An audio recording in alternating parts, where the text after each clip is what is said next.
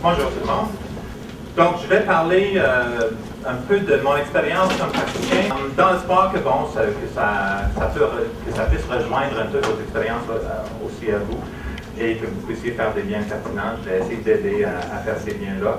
Je vais d'abord parler de la participation, l'avènement de la participation dans le milieu de la coopération internationale. Pourquoi? Ensuite, je vais parler de l'évaluation et après ça, essayer de faire les liens un peu avec les deux. C'est vrai que la coopération internationale, c'est un contexte particulier, mais je ne pense pas que c'est unique.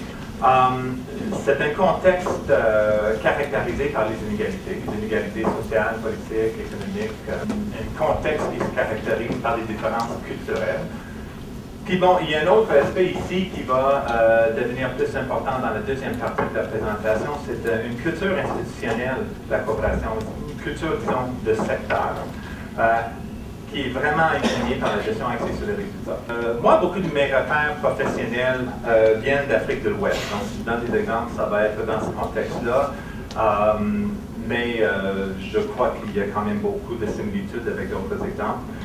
Les inégalités préviennent de différentes sources, entre autres un héritage colonial axé sur un rapport de force. Quand on a essayé de changer ce rapport de force par un rapport d'appui au développement, les traditions de travail persistaient. Dans la période post-coloniale, les défis demeurent. Ce qui persiste, c'est qu'il y a une différenciation au niveau de l'accès aux ressources. Donc, on va creuser un tout petit peu cette perception d'inégalité sociale, politique et économique. Bon, moi j'aime ça, parler de ces inégalités-là à trois niveaux, en rapport à comment ça touche l'intervention, comment ça touche la participation. Toutes ces inégalités au sein de la communauté ont un rapport absolument important au niveau de l'intervention et présentent des défis à la participation. Et évidemment, comme je l'avais mentionné précédemment, la communauté et l'intervenant, il y a une inégalité qui est là, justement autour de l'accès aux ressources. Et donc, on voit que les inégalités ont des répercussions très réelles et très regrettables parce qu'en fait, on fait un travail, on utilise des ressources, puis ça répond pas parfaitement. Donc, ça donne lieu à une certaine prise de conscience dans les années 70 et 80 du besoin de la participation pour favoriser l'appropriation. Donc ça, je pense que le lien peut être clair, participation, appropriation. Différents niveaux, j'en parle de deux ici, la consultation et le partage du pouvoir décisionnel. C'est vrai que les méthodes participatives ont été utilisées dans la coopération internationale, mais pas nécessairement juste au niveau d'un partage de prise de décision. Donc, je vais parler de la consultation. Donc ça, cet effort, ce besoin d'établir un dialogue, toujours pour s'assurer d'avoir des interventions qui sont appropriées, donne lieu à des approches. Libérer la parole en public ou en privé. Ça, évidemment, c'est en rapport aux inégalités dans la communauté. Éviter la représentation comme surpoids. C'est une erreur qu'on a faite que de supposer que 2 ou 3 personnes d'un village représentent le village. Établir des relations. Établir des relations, c'est important. Il faut travailler très fort pour se faire dire qu'on a tort, dans une situation imprégnée d'inégalité. Et donc, la suite, pour éviter d'avoir à se faire dire qu'on a tort, c'est peut-être juste d'écouter plus et de parler moins. L'animation neutre, évidemment, de prendre le rôle d'animation. Animation au lieu de formateur ou au lieu d'intervenant. Animation, c'est le rôle qui aide un groupe à trouver son chemin au lieu d'imposer, de suggérer, de proposer un chemin. Et favoriser une conceptualisation de l'expérience. Ça, toutes ces approches-là, je vais parler de la conceptualisation un peu plus, mais toutes ces approches-là, c'est ça que j'appellerais comme des éléments d'une culture d'évaluation. Donc, j'ai parlé d'approche, là, il y a des outils. Là, c'est vrai que pour l'instant, je ne parle pas encore de l'évaluation, et je vais expliquer pourquoi, mais je parle des méthodes participatives, de la participation. Je vais donner un exemple ici, puis après ça, je vais faire le lien avec l'évaluation. Un outil qu'on utilise beaucoup, c'est l'arbre problème. Et encore, c'est une question de conceptualiser la différence. Particulièrement utile pour comprendre la différence entre cause, entre problème, entre conséquences et solution. L'exemple que j'aime donner, bon, l'arbre problème, c'est vrai que ça prend une forme d'un arbre, OK? Je ne suis pas dessinateur, ça c'est le tronc. Puis, ce qu'on essaie de faire, c'est d'établir les causes d'établir qu'est-ce qu'on considère le problème central et d'établir qu'est-ce qu'on considère comme conséquence. Si on regarde, l'arbre est utile parce que c'est universel, mais ce n'est pas l'arbre qui est vraiment l'essence de l'outil. C'est cette conceptualisation de l'expérience. Donc, face à une question, quels sont les besoins, ici dans cette communauté-là, on peut avoir une réponse, on a besoin d'un centre de santé. Ça peut aboutir finalement à un constat que les enfants sont malades, souvent. Et utiliser cet outil-là pour essayer de comprendre pourquoi les enfants sont malades. Entre autres, on peut relier ça à l'eau malpropre. OK? C'est quoi les conséquences maintenant? Bon, il y en a plusieurs.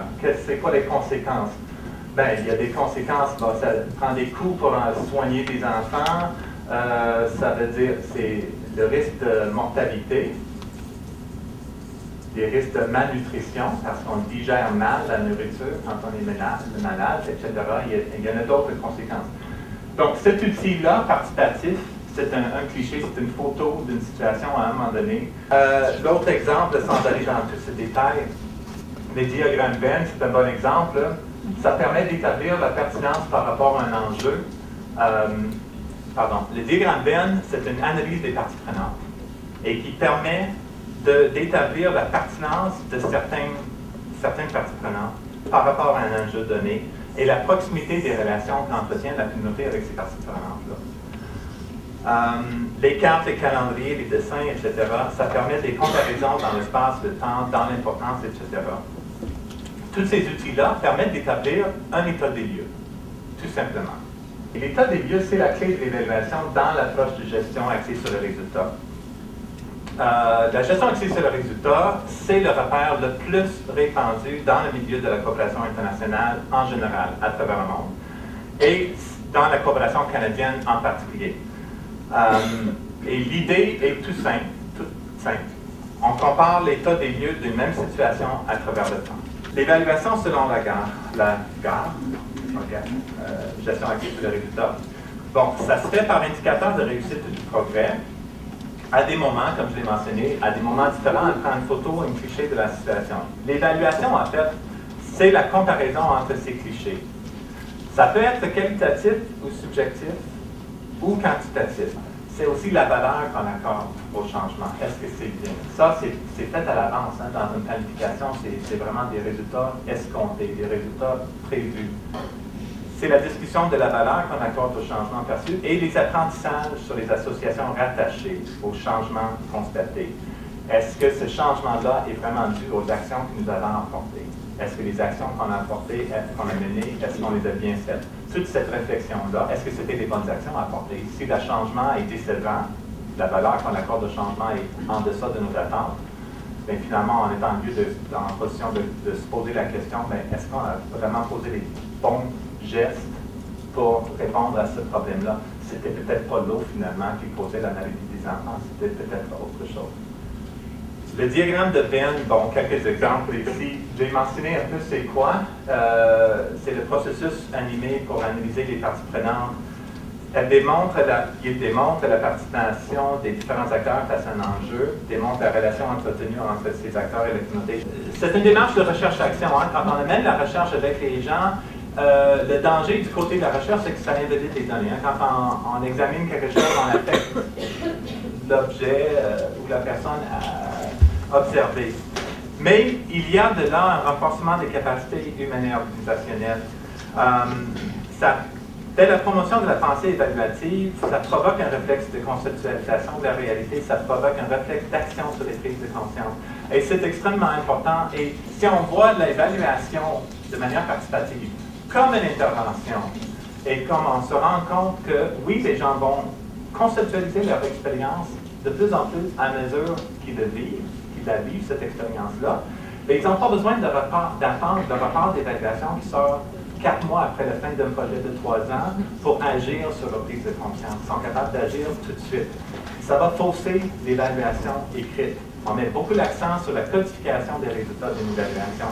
On n'a pas besoin de tout codifier, ou surtout on n'a pas besoin de compromettre l'apprentissage parce qu'on attend la codification. Dans une approche participative, l'accent est mis sur l'apprentissage en temps réel et l'application tout de suite. Et ça, c'est l'avantage de la démarche participative, c'est qu'on n'a pas besoin d'attendre. Et de toute façon, si on attend 4 mois après un projet de 3 ans, peut-être que l'apprentissage est déjà visuel. Et peut-être que les gens ont déjà appris quelque chose, il n'y avait pas besoin d'attendre ça, puis déjà agissent là-dessus. Donc ça, c'est, disons, la conclusion principale qu'on peut en faire. Ici, quelques pistes que je peux laisser pendant le temps de changement. Pour en savoir plus, le Centre de recherche sur le développement international du Canada est un excellent site. C'est un peu compliqué comment se rendre, copier tout ça, là, mais j'arrive finalement dans l'imprimer, donc c'est parfait. Et FAO, l'Organisation des Nations Unies pour l'alimentation et l'agriculture, Food and Agriculture Organization, c'est une excellente ressource sur les méthodes participatives. Moi, j'ai fini.